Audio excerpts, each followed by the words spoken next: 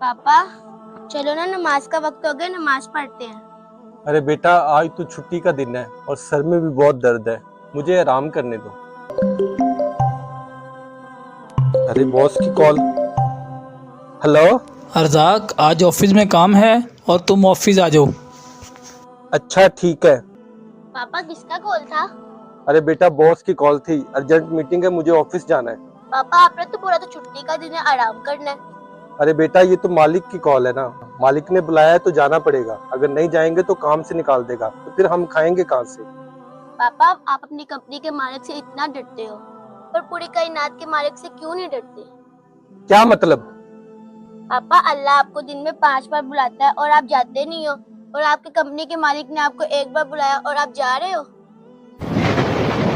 और बाबा बात रही रिज़्क की, तो उसका वादा अल्लाह ताला ने किया है ना। तुम बिल्कुल ठीक कह रही हो